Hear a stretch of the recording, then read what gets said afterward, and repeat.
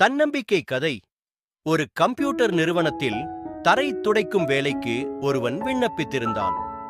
தரையை துடைத்து காட்டச் சொன்னார்கள். நன்றாக துடைத்தான். அடுத்து சின்னதாய் ஒரு இன்டர்வியூ.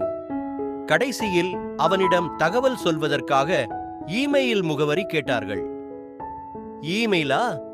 எனக்கு இமெயில் இன்டர்நெட் எல்லாம் தெரியாதே என்றான் துடைக்க வந்தவன். கம்ப்யூட்டர் நிறுவனத்தில் வேலை பார்க்க விரும்புகிறவனுக்கு இமெயில் முகவரி இல்லையா? ஷே என்று அவனை அனுப்பிவிட்டார்கள். வேலை இல்லை என்றதும் அவனுக்கு என்ன செய்வதென்று தெரியவில்லை. கையில் 10 ரூபாய் இருந்தது. அதை கொண்டு மார்க்கெட்டில் வெங்காயம் வாங்கினான்.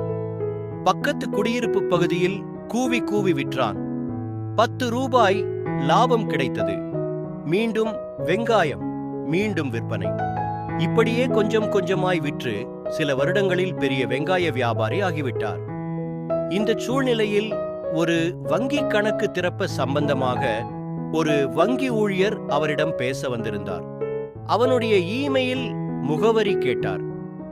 வியாபாரி இமெயில் முகவரி இல்லை என்று பதிலளிக்க, இமெயில் இல்லாமலே இந்த காலத்தில் இவ்வளவு முன்னேறிவிட்டீர்களா? உங்களுக்கு மட்டும் இமெயில் இன்டர்நெட் எல்லாம் தெரிந்திருந்தால் என்று ஆச்சரியமாய் கேட்டார் வங்கி ஊழியர்.